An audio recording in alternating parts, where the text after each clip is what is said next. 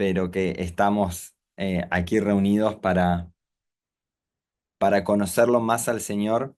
Y fue muy especial que Samu y Stephanie me hayan pedido compartir en estas clases de entrenamiento que están haciendo, y en especial cuando me dijeron que estas transmisiones se llamaban entrenamiento de sacerdotes. em, el, el- la revelación sobre el sacerdocio es algo que está ardiendo en el corazón de nuestra familia. Yo, para los que no me conocen, bueno, ahí Samu decía, mi nombre es Nico, yo estoy casado con Steffi, eh, dos hijos, Amadeo y Gael, y desde el año pasado el Señor nos viene hablando muy fuerte a nuestro corazón sobre el sacerdocio. Y empezamos a meditar, a ir profundo en las escrituras sobre qué es lo que realmente el Señor quiere mostrar cuando Él habla de sacerdotes y cuando Él habla de sacerdocio, porque realmente hoy por hoy para nosotros la palabra sacerdote es una palabra que automáticamente relacionamos con una función o un rol religioso, ¿no? Entonces, si yo hoy a alguno de ustedes les preguntaría qué se les viene a la mente cuando alguien les dice la palabra sacerdote, no sé si alguien lo quiere escribir en el chat, me lo puede decir, pero por lo menos cuando yo al principio escuchaba esto de sacerdote, sacerdocio, lo primero que se me venía a la mente era un curita, ¿no? Con la sotana, ¿no? El sacerdote, claro, del confesionario, el sacerdote de la parroquia, eh, o como mucho, tal vez si alguno viene de algún ámbito más evangélico, ¿no? La típica de que el hombre es sacerdote de su hogar y por eso tiene que salir a trabajar y proveer la comida del hogar. Y era lo único, las únicas dos imágenes que yo tenía sobre sacerdotes o lo que implicaba el sacerdocio. Entonces, cuando el Señor pone esta carga en nuestro corazón, decidimos no conformarnos con lo que nuestra mente ya tenía como estructura, sino poder ir a encontrar la verdad a las escrituras, ¿no? Y muchas veces tenemos que hacer este proceso y Dios empieza a hacer este proceso en nosotros donde Él quita ciertas ideas que nosotros teníamos, preconceptos que teníamos sobre quién es Él y sobre cuál es su plan, para conectarnos con su palabra y eh, eh, poder quitar lo que no viene de Él y poder plantar, ¿no? Y este es el proceso que Él hace, este es el llamado del profeta Jeremías, que primero Jeremías tenía que derribar, destruir, arrancar, para luego poder sembrar y construir, ¿no? Y ese es el proceso de la palabra de Dios. Y muchas veces yo oro para que nosotros que estamos en esta conexión, de hecho, mira, acá tengo los apuntes, eh, y le dije a Samuel, me vas a tener que perdonar, pero seguramente te los voy a mandar a última hora porque a mí me gusta hacer apuntes que no sean solo ítems, sino desarrollar, que puedan ahí tener material. Así que ahí van a tener mucho material para investigar, pero de hecho quiero en esta sesión, en estos minutos que tenemos juntos, hasta dejarlos un poco a un lado y poder conectarnos con, con la palabra de Dios. No solo conectarnos en cuáles historias, sino conocerlo a Él. Y cuando el Señor me marcó la palabra para compartir en esta noche con ustedes, de hecho, el versículo central para hablar hoy es 1 Corintios 1:9, que estaba en el flyer. De hecho, ni lo habíamos hablado con Samu, lo puso, y cuando lo vi dije, esto es del Espíritu. Pero 1 Corintios 1:9 es el versículo que dice, fiel es Dios por medio de quien fueron llamados a la comunión con su Hijo Jesucristo nuestro Señor. Y este versículo tiene mucha información, mucha revelación en muy pocas palabras. Primero nos revela, primero empieza hablando de quién es Dios. Dios es fiel. Y nada de lo que Dios hace en esta tierra sale de una cosa aleatoria. Todo lo que Dios hace es una revelación de su carácter. Y todo lo que Dios hace sale de quién es Él. Y cada vez que Dios habla de quién es Él, al mismo tiempo afirma quiénes somos nosotros para Él y cuál es nuestra asignación. Y cada vez que nosotros, y esto es un secreto de las Escrituras, cada vez que Dios revela una característica de su carácter o cada vez que Dios revela su carácter, Él afirma quiénes somos nosotros. Entonces, por ejemplo, Jesús dijo, yo soy la vid y ustedes son los pámpanos. Entonces, Jesús primero se revelaba quién es Él y cuando se revela quién es Él, nuestra identidad es afirmada. Porque nosotros no conocemos a Dios según nuestra propia mente, sino que Dios se revela y eso afirma quiénes somos nosotros y nosotros conocemos quién es Él, mientras nuestra identidad es afirmada. Entonces Jesús dijo, yo soy la vid y ustedes son los pámpanos. Jesús dijo, yo soy la cabeza, ustedes son el cuerpo. Yo soy el esposo, ustedes son la esposa. Entonces cada vez que Dios revela un atributo de su carácter, nuestra identidad es afirmada. Por eso necesitamos un evangelio que vuelva a mirarlo a Él. Necesitamos una iglesia que en vez de estar mirándonos a nosotros mismos, en vez de estar incluso mirando nuestras carencias, nuestros pecados, necesitamos volver a enfocarnos en mirar quién es Dios, quién es Jesucristo. Porque la verdadera identidad va a nacer naturalmente cuando nosotros empecemos a entender, empecemos a orar, empecemos a proclamar y empecemos a poner nuestra mirada en quién es el Dios que nos llamó. Y el Dios que nos llamó a la comunión con su Hijo Jesucristo. Y esto para mí cuando lo leí por primera vez fue fundamental porque yo no sé si a alguno de los que está acá les pasó una de mis crisis más grandes que tuve en mi juventud fue poder descubrir cuál era mi llamado, ¿no? Y creo que es una crisis que muchos pasamos. No sé si alguien se preguntó acá, que hice esta oración, ay Señor, revelame, ¿cuál es mi llamado? ¿Cuál es? No sé si alguna vez hiciste esa oración, yo la he hecho muchas veces y, y cuando leí este versículo fue como que el Señor me trajo claridad. Él nos llamó a la comunión con su Hijo Jesucristo.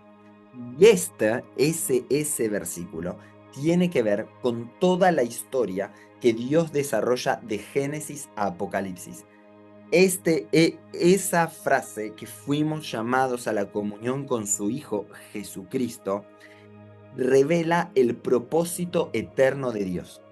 Revela cuál es el propósito eterno de Dios. De hecho, en la Biblia nunca se habla de que Dios tiene muchos propósitos. Un propósito para vos, un propósito para mí, un propósito, no sé, para acá, para Claudia que está conectada, para Mayra, para Samuel. Él no tiene muchos propósitos. Dios tiene un solo propósito. Y en vez de estar preocupados en orar y querer saber cuál es el plan de Dios para mí, lo que Dios quiere hacer a través de las escrituras, a través de su palabra, es que Él dejó toda su historia desarrollada para que nosotros podamos conocerlo a Él y entender que nos está llamando a ser parte de su historia. Tu historia es una historia de comunión. Por eso, si nosotros pudiésemos resumir el propósito eterno de Dios en una sola palabra, esa palabra sería comunión. Y eso es lo que dice 1 Corintios 1:9. Fuimos llamados a la comunión con Jesucristo. Comunión, cercanía, intimidad, caminar con Él. Esa es el resumen de toda la historia bíblica en una sola palabra. Y esto es muy importante porque nosotros muchas veces hemos leído la Biblia como si fuesen un montón de pequeñas historias cortadas donde tal vez leímos la Biblia más como un libro de fábulas y de moralejas que en realidad como una historia que nos revela un propósito. Y nosotros tenemos que cambiar nuestra mente, tenemos que saber que la palabra de Dios nos revela una sola historia de Génesis a Apocalipsis. Solo cuenta una historia, no son muchas historias separadas que no tienen nada que ver entre sí, sino que toda la historia de la Biblia va entrelazando, va entretejiendo una sola historia que nos lleva a un solo destino que es Jesucristo. De hecho, uno de los mejores ejemplos que encontré que una vez escuché para hablar de cómo la Biblia va desarrollando la historia, es que es como si fuese una sinfonía. No sé si a alguno le gusta escuchar música clásica, a mí a veces me gusta escuchar las sinfonías de las películas, que por las cortinas de las películas siempre están caracterizadas por una cortina musical que es muy sinfónica. Y todas las sinfonías tienen un mismo patrón. Por lo general, nosotros escuchamos algunas notas en la apertura de la sinfonía que luego se van a ir repitiendo a lo largo de toda la sinfonía hasta que llegan a su clímax para luego cerrar. La historia de la Biblia funciona de la misma manera. Nosotros vemos una y otra vez eh, eh, cómo Dios se va acercando al hombre, cómo Él va desarrollando su historia, desde Génesis, que son las notas de apertura, hasta Apocalipsis. Y de hecho, en Génesis la historia comienza con Dios haciendo su tabernáculo y su habitación entre los hombres. Es Dios haciendo de la tierra su casa. Y Apocalipsis 21 y 22 termina, así como Génesis 1 y 2 comienza con una familia gobernando sobre la tierra, Apocalipsis 21 y 22 termina con una familia de toda lengua, tribu y nación, gobernando, reinando con Jesús sobre esta tierra. Eso es muy importante y es importante esto que estamos hablando, que algunos se preguntará, ¿qué tiene que ver esto con el sacerdocio? Esto que estamos hablando es el fundamento para poder nosotros entender cuál es el llamado sacerdotal y el ejercicio sacerdotal al cual Dios nos está invitando, al cual Dios una y otra vez hasta el día de hoy nos invita a ejercer. ¿Por qué? Porque todo lo que Dios hace, Él lo hace a través de su palabra. Y cada vez que Dios habla, Él desarrolla su historia. Él da una palabra, establece un sacerdocio y ese sacerdocio va a llevar la palabra de Dios a la consumación. La palabra es, ahí en los apuntes lo van a tener, es como si fuese voy a intentarlo hacerlo con los dedos, miren, estoy re chueco, un triángulo, ¿sí? Entonces tenemos palabra de Dios, la palabra de Dios establece, en realidad podría haber hecho así, ¿no? Más fácil. Ahí va. La palabra de Dios establece un diseño de Dios en la tierra. Y ese diseño de Dios en la tierra es llevado adelante por un sacerdocio. Y cuando se ejerce ese sacerdocio lleva el diseño de Dios a su consumación. Es decir, eh, lo lleva al, al diseño y al plan para el cual fue creado. Eso es consumación. Consumación es que una cosa o una persona alcance el propósito por el cual fue creado. Entonces, cuando nosotros hablamos de la consumación del plan de Dios, no es que estamos hablando de un final catastrófico donde toda la tierra va a destruirse y va a explotar. Cuando nosotros hablamos de la consumación del plan de Dios, estamos hablando de que Dios es fiel para completar la obra que Él comenzó. Dios es fiel para que cada uno de nosotros y toda su creación alcance el propósito por el cual fue creada. Esa es la consumación. Y para eso Dios estableció un sacerdocio. Ahora, cuando nosotros vemos las escrituras, vemos que hubo muchos sacerdotes en la historia y en realidad no solo muchos sacerdotes, hubo muchos modelos sacerdotales.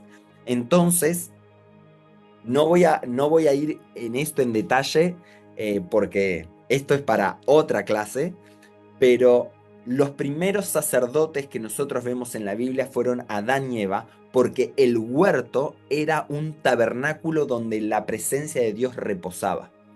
Pero Adán y Eva no llevaron el diseño de Dios a su consumación. ¿Por qué?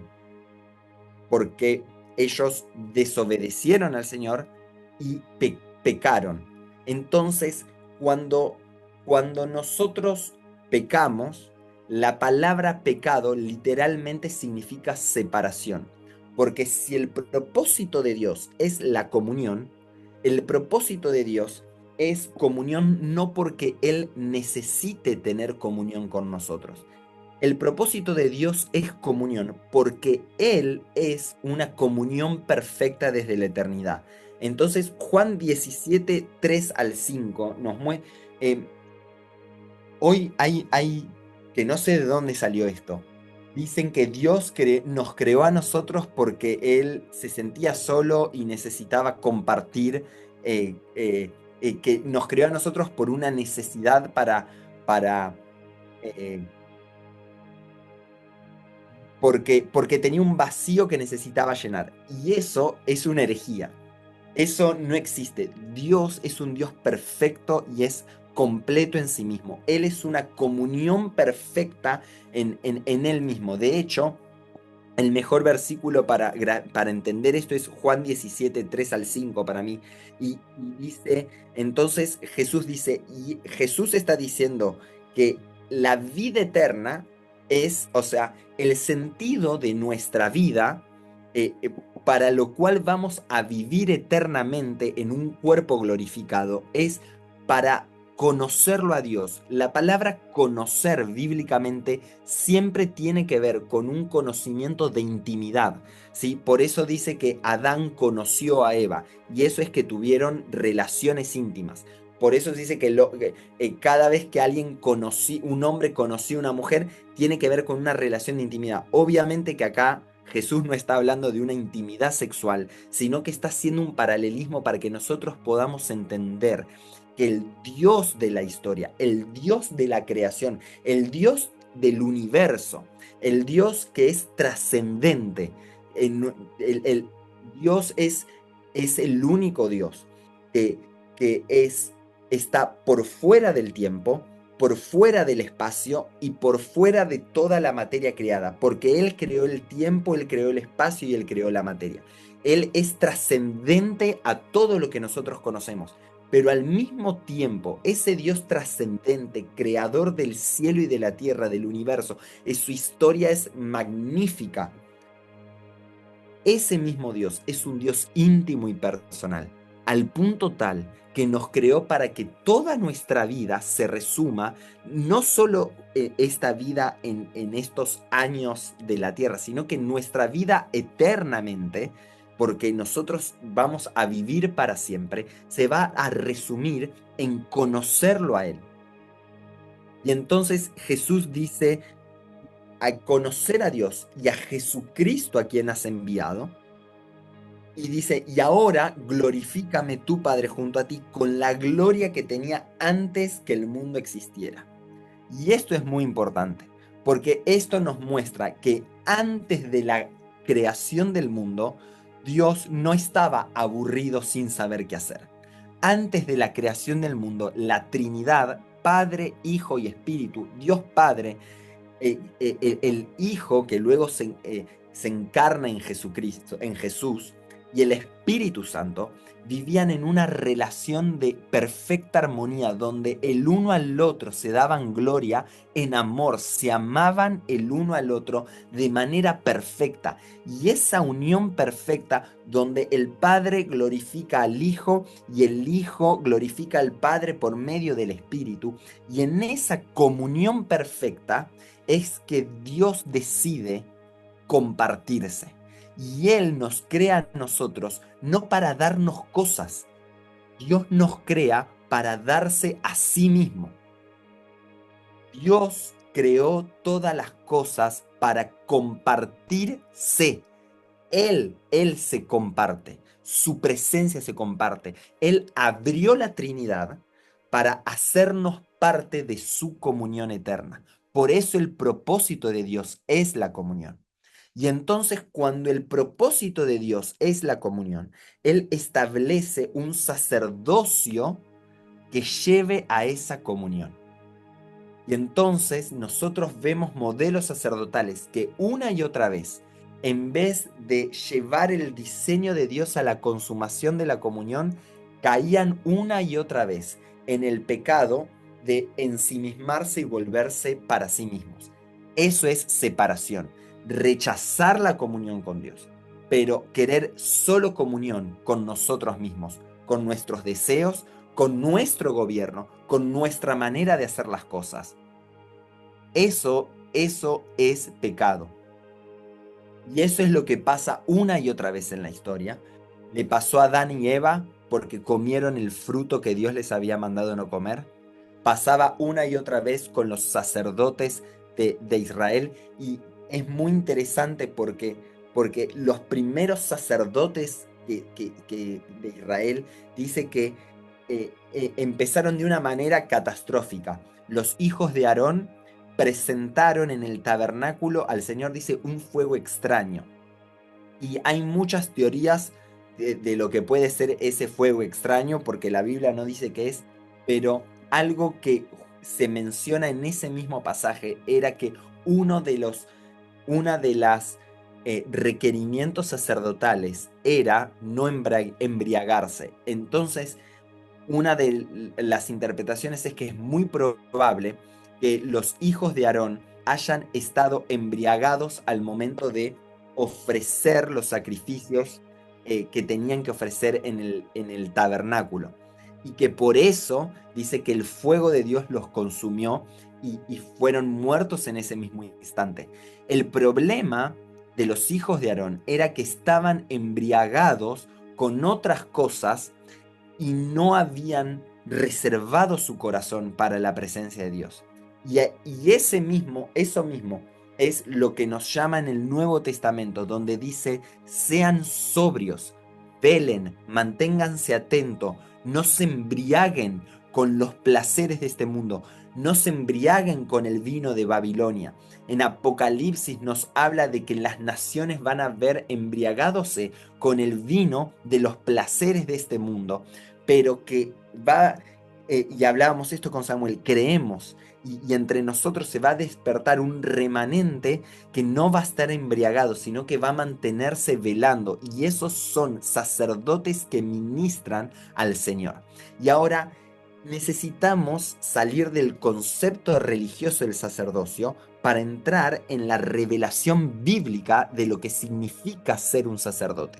Entonces, sacerdote en la Biblia se puede describir con tres funciones: un representante, un reconciliador y un responsable. Entonces, por ejemplo, Adán y Eva eran los responsables de guardar y de mantener, de cuidar el huerto que Dios les había dado y de extenderlo hacia toda la tierra. Ellos tenían esa responsabilidad. La tarea sacerdotal es una tarea de responsabilidad que implica trabajo. De hecho, dentro de las funciones sacerdotales encontramos la palabra trabajo.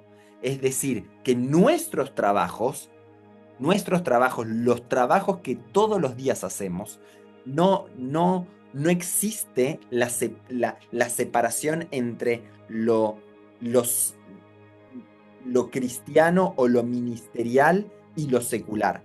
Para Dios, todo tiene que ver con un trabajo sacerdotal.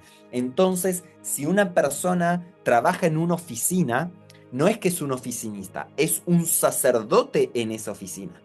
Un ama de casa no es una ama de casa. Una ama de casa es una sacerdote que está en su hogar, ministrando al Señor, llevando adelante la tarea que Dios le dio. Entonces, cuando uno de nosotros es un profesional en un área, no significa Lo que nosotros hacemos no define nuestra identidad. Recordá que lo que define nuestra identidad es la revelación de quién es Dios. Y Dios dice que Él es santo y que nos llama a ser un reino de sacerdotes. Jesucristo nos llama, su sangre nos compró. Apocalipsis 5:9 dice que su sangre nos compró y ahora somos un reino de sacerdotes. Entonces, nuestra identidad no es lo que hacemos. Nuestra identidad es que Jesús, la sangre de Jesús, el valor de la sangre de Jesús, te hizo un sacerdote a vos y entonces ahora vos sos un sacerdote en donde quiera que estés, en tu lugar de trabajo. Entonces tenemos un gran problema para todas aquellas personas que están esperando de vivir, de que alguien les preste asistencia para no trabajar, porque eso significa que no pueden ejercer su tarea sacerdotal. Cuando nosotros escapamos a la responsabilidad, estamos escapando a nuestra función sacerdotal. Entonces, el sacerdote es una persona que se hace responsable del lugar, de lo que Dios le dio y asume con responsabilidad. Es responsable por las personas que tiene a su alrededor. Es responsable de la administración de las cosas que Dios le dio, de los recursos, de su hogar, de su profesión, de su trabajo, de sus estudios. Somos responsables. Eso es ser un sacerdote. Pero al mismo tiempo, otra palabra para definir cuál es la función sacerdotal en la Biblia es que un sacerdote es un representante. Esto lo vemos por ejemplo, en los sacerdotes del pueblo de Israel. El sumo sacerdote entraba al lugar santísimo del tabernáculo o del templo y el sumo sacerdote era representante del pueblo ante Dios. Entonces el sumo sacerdote ofrecía un sacrificio primero por sus pecados, pero luego ofrecía un sacrificio en representación de todos los pecados del pueblo para que la presencia de Dios habitase, tenga comunión con su pueblo. Entonces, el sumo sacerdote en el Israel antiguo era una representación visual de lo que Dios quería hacer con todo su pueblo. Entonces, cuando el sumo sacerdote entraba al lugar santísimo, no era solo el sumo sacerdote el que estaba entrando.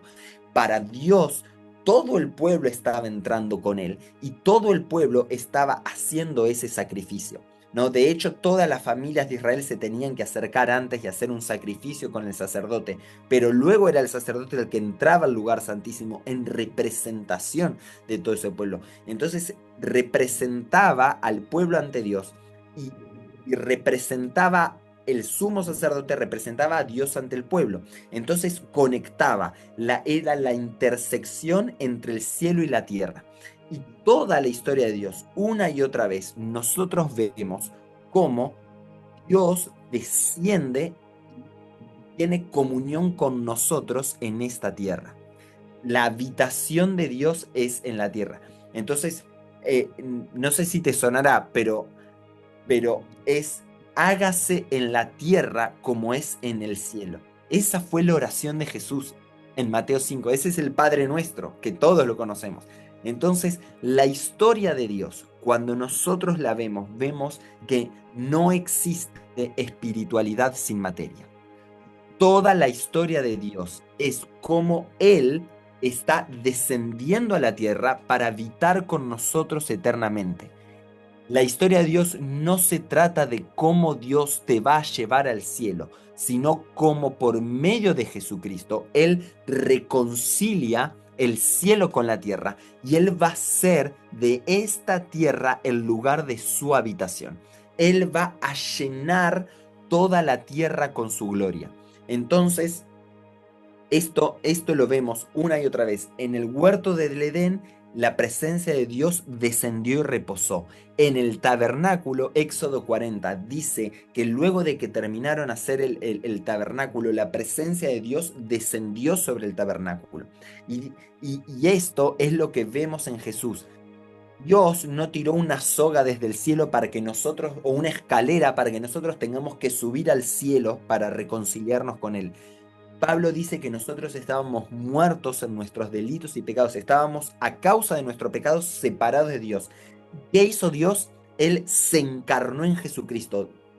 Dios descendió. La gloria de Dios, el verbo, la palabra de Dios se hizo carne. Por eso Jesús es el sacerdocio perfecto. Jesucristo es el sacerdocio perfecto. Porque si nosotros vemos que eh, Dios para ejecutar su plan, Él da una palabra, establece un sacerdocio que lleva hacia la consumación. Jesucristo es el verbo de Dios encarnado. Eso dice Juan 1.14. Muchos teólogos dicen que Juan 1.14 es uno de los versículos más trascendentales de toda la Biblia. Dice que el verbo se hizo carne y él habitó entre nosotros. Y esa palabra habitó es fundamental. Esa palabra es que Dios hizo su tabernáculo entre nosotros. Cada vez que hay un sacerdocio, hay una relación con el tabernáculo, con que Dios está cubriendo con su gloria un lugar. Entonces Jesús es la palabra, el verbo hecho carne. Jesús es el sumo sacerdote, dice Hebreos 7, que Él es nuestro sumo sacerdote. Y Jesús es quien lleva el plan de Dios a la consumación. Eso dice Efesios 1:9 al 10 o Mateo 1:23. Nos habla de que todo el plan de Dios se concentra en la persona de Jesús. Todo nos lleva a mirarlo a Él. Nuestro sacerdocio solo tiene sentido porque Jesús es nuestro sumo sacerdote. Y sacerdocio es una palabra muy práctica. Jesús es nuestro sumo sacerdote y al mismo tiempo, mira, Jesús fue el sacerdocio perfecto porque Él fue la palabra, el sacerdote y Él es la consumación del plan de Dios. Pero al mismo tiempo, Jesús dice que Juan el Bautista, cuando lo ve, dice, he aquí el Cordero de Dios que quita el pecado del mundo. Jesús fue el Cordero del sacrificio para liberarnos, para cubrir nuestros pecados. Él nos cubrió con su sangre y nos reconcilió con Dios. Pero al mismo tiempo, para que haya un sacrificio, tenía que haber un sacerdote que lo haga. Por eso también Hebreos 7 dice que Jesús era el sumo sacerdote. Pero un sumo sacerdote solo podía hacer un sacrificio en un lugar muy específico que era dentro del tabernáculo. Por eso Colosenses 2:9 nos dice que en Cristo Jesús reposaba toda la deidad de Dios, era la deidad corporal de Dios, estaba en Jesucristo. En otras palabras, esto quiere decir que Jesús era el tabernáculo perfecto. Entonces, Jesús fue el sacrificio, fue el sacerdote y fue el tabernáculo por el cual ahora la gloria de Dios reposó sobre nosotros. Y eso lo vemos en Hechos 2, cuando el Espíritu Santo desciende y llena el aposento alto de su presencia. Porque a fin de cuentas, el sacerdocio tiene que ver con una cuestión de quién está cubriéndonos. Miren, cada vez que hay un sacerdocio en la tierra que obedece a la palabra de Dios, Él reposa su presencia. Cada vez. Entonces Jesús, Él fue el sacerdote perfecto y Él nos hizo un reino de sacerdotes para Dios su Padre. Apocalipsis 5. Apocalipsis 5:9 dice que ahora nuestra identidad es que Jesús con su sangre el precio de la sangre de Jesús. Es que nosotros somos sacerdotes y nuestra responsabilidad sacerdotal ahora se traduce en preguntarnos quién es nuestra cobertura.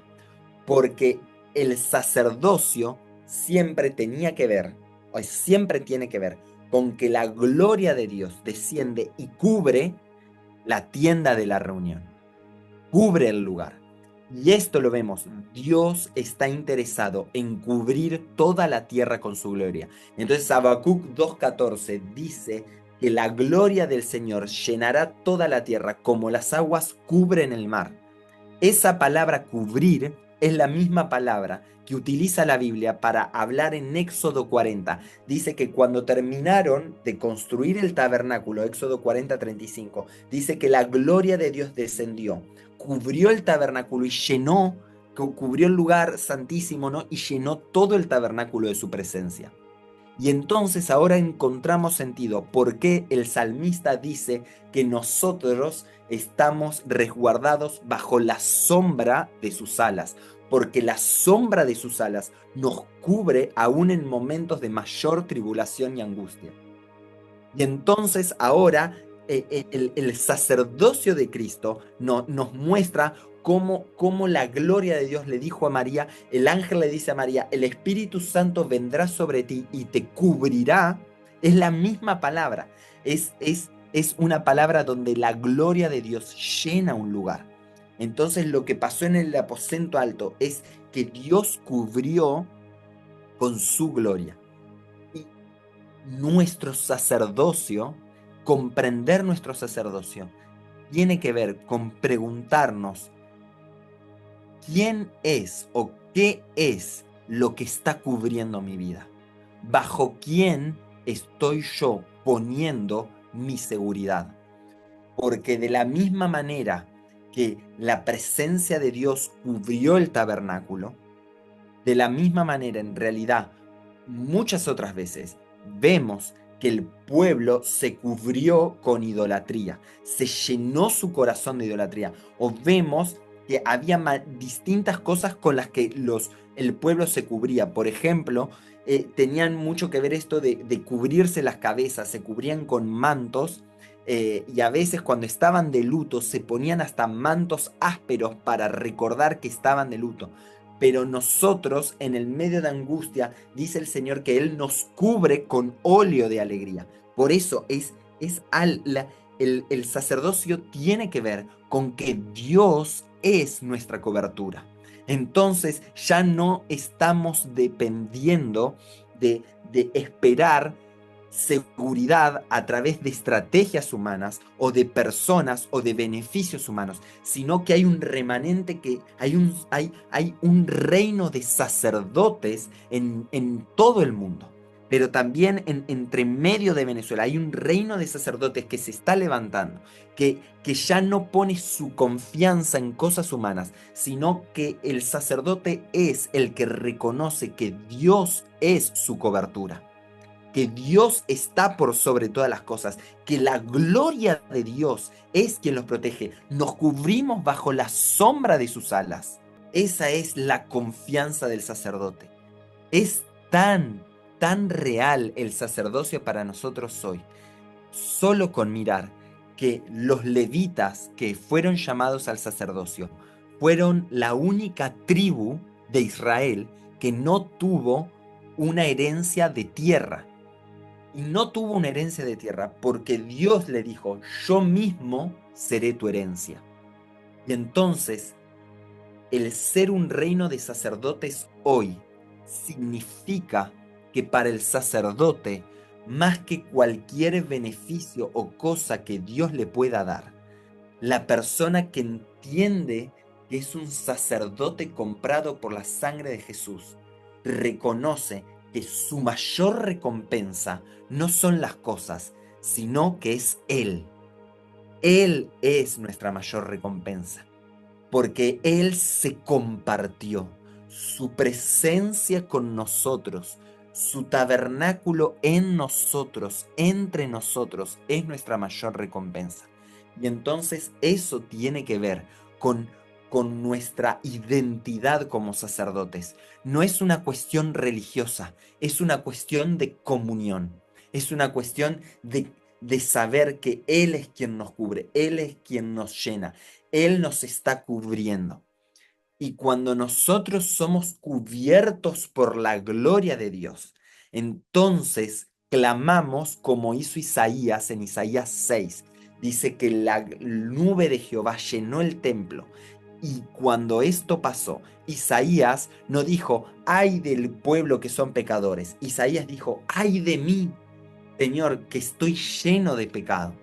Y que cuando la gloria de Dios nos cubra, nosotros podamos ver antes de ver el pecado de todas las personas que están a nuestro alrededor. Que primero podamos encontrarnos con el Señor. Que sea un tiempo de comunión con Él. Que Él queme y quiebre todo ídolo de nuestro corazón. Que saque todo lo que está dividido en nuestro corazón. Porque un sacerdocio con un corazón dividido es un sacerdocio corrompido. Pero Jesús vino y nos cubrió con su sangre. Y ahora nos presentamos delante de Dios como sacerdotes cubiertos por la sangre del Cordero. Y podemos entrar confiadamente y pedirle al Señor que nos santifique y que restaure nuestro corazón y que nos devuelva la integridad que esté dentro de nuestro corazón, que Él ponga sus palabras en nuestra mente y en nuestro corazón, que Él dice que Él ponga en nosotros un carácter íntegro, que Él dé coherencia a nuestro pensamiento y a nuestro sentir, que Él va a llenar nuestra vida de integridad delante de Él, en el nombre de Jesús. Que nuestro sacerdocio y que entonces ahora nuestra respuesta sacerdotal es tanto personal, porque dice que los sacerdotes todos los días se levantaban y ponían leña en el altar, para que nuestra responsabilidad es que el fuego del primer amor arda. Pero también nuestra responsabilidad sacerdotal no es solo personal, sino que también es corporativa, porque de la intimidad Dios nos lleva a la comunidad. Y entonces todo lo que empezó en una intimidad con Dios se tiene que traducir en comunión con otros. La comunión con Cristo, que Él es nuestro Padre, Dios es nuestro Padre, nuestra comunión con Él se debe traducir ahora en comunión con nuestros hermanos. Y entonces donde antes estábamos aislados, ahora según Primera de Pedro 2 dice que nosotros somos un real sacerdocio, que somos piedras vivas edificadas unos con otros. El sacerdocio no es una tarea individualista. No existe el sacerdocio individual en la Biblia. El sacerdocio siempre es colectivo. Es una tarea que vas a tener que ejercer con otros hermanos en la fe. Y entonces que podamos ver esto, que nuestro sumo sacerdote Jesucristo, Él abrió el camino que nos lleva al Padre para conectarnos con el Padre, pero para conectarnos con los que tenemos también a nuestro alrededor. Y que en el nombre de Jesús podamos ver que el sacerdocio es una cuestión de comunión con el Señor y de comunión con otros. Comunión que se traduce en la práctica de que nosotros nos hacemos responsables, de que somos representantes y de que somos llamados a dar el mensaje de la reconciliación de Dios. Somos llamados a ser portavoces de la reconciliación. Por eso Pablo dice que tenemos el ministerio de la reconciliación. Y que ese sea nuestro desafío. Nuestro sacerdocio en la práctica se traduce en ser responsables con lo que Dios nos dio. En nuestros trabajos somos adoradores e intercesores en cada lugar donde Dios nos puso. Pero al mismo tiempo somos representantes de que como sucede en el cielo, nosotros hacemos en la tierra. Pero cuando hacemos eso, entonces tiene que salir de nosotros el mensaje de la reconciliación. Reconcíliense con Dios, pero también nuestra tarea es reconciliarnos con los que tenemos a nuestro alrededor. Un sacerdote es aquel que más que pelear por tener la verdad, pelea por tener comunión. Que en el nombre de Jesús, entre nosotros se levanten sacerdotes que busquen la comunión con Dios, pero que busquemos también la comunión unos con otros en el nombre de Jesús. Así que eh, déjenme orar para cerrar este tiempo. Señor, en el nombre de Jesús, oramos para que podamos seguir profundizando, entendiendo la revelación de que tú eres sacerdote y de que nos has hecho sacerdotes, Señor, para tu gloria. De que el sacerdocio no es una cuestión de religión, sino que es una cuestión de conexión íntima con tu presencia, de corazones entregados, de corazones que se quiebran delante tuyo, Señor, y de que son cubiertos por tu gloria. Somos cubiertos por tu presencia, Señor. Y en el nombre de Jesús ahora entramos, Señor, y somos cubiertos por tus alas, somos cubiertos por ti, Señor, en medio de la angustia, en medio de la tribulación, en el nombre de Jesús. Nuestra seguridad no está puesta, Señor, ni en personas, ni en políticos, Señor, ni en gobiernos, ni en trabajos, ni en empresas, ni en cualquier otra persona de autoridad. Nuestra confianza está puesta en que Cristo es nuestra cobertura. La gloria de Dios nos cubre y en este tiempo estamos escondidos en Dios con Cristo Jesús. En el nombre poderoso del Señor Jesús. Amén y amén.